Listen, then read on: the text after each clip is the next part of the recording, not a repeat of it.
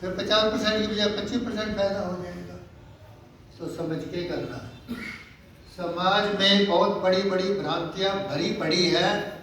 भगवान के नाम पर, अंधविश्वास के नाम पर, अज्ञानता की वजह से उसको मिटाने के लिए हम यहाँ संवाद सत्संग करते हैं।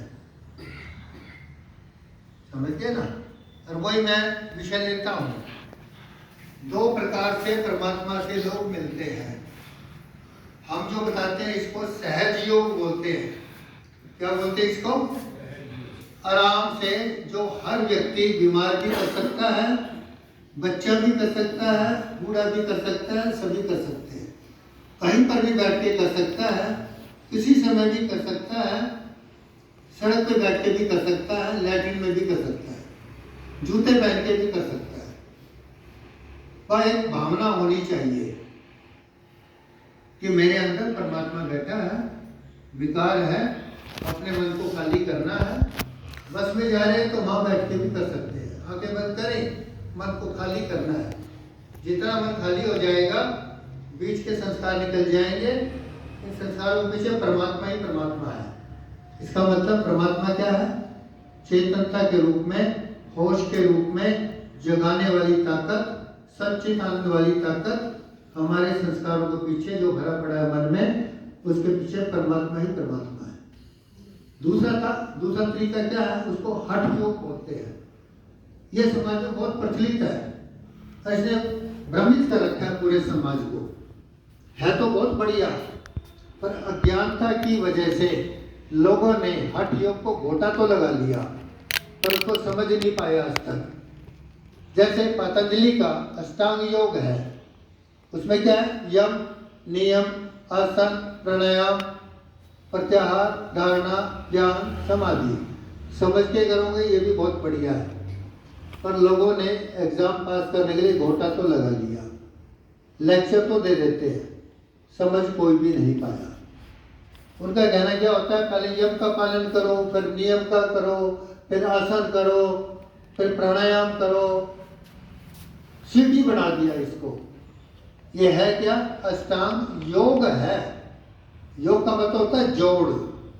जोड़ का मतलब ये है, कहीं से भी शुरू करो, वहीं पहुंच जाओगे। प्रकृति की जितनी चीजें होती है ना, वो सर्कल में होती है। अब सर्कल में ये 8 चीजें हैं। अष्टांग योग, यम, नियम, आसन, प्राणायाम। अब आप ध्यान से शुरू करो तो भी यम नियम के ऊपर पहुंच जाओगे। यम नियम से शुरू करो तो भी ध्यान पे पहुंच जाओगे। कहीं से भी शुरू करो, सारे कवर हो जाएंगे। और कमी है तो समझ की है। घोटा नहीं लगाना है, केवल अंधविश्वास में नहीं जाना है, इसको सीढ़ी नहीं बनाना है। समझ रहे हो मेरी बात? तो ये हठ योग इसलिए गलत साबित हो रहा है कि लोग हट करने लग गए। मैं तो सीधा बैठना है। अरे सीधा क्या, तेरे घुटने तो खराब कर रखते हैं, कमर खराब कर रखी है, बैठा जाता नहीं, दर्द हो रहा है, मन तो तेरा बाहर घुटनों में अटका पड़ा है, कमर में अटका पड़ा है। लेके जाना अंदर है परमात्मा से मिलाने के लिए। क्यों? इस सारे का मन ही करता है। भगवान से भी मन मिलाता है और बाहर के काम भी मन ही करता है।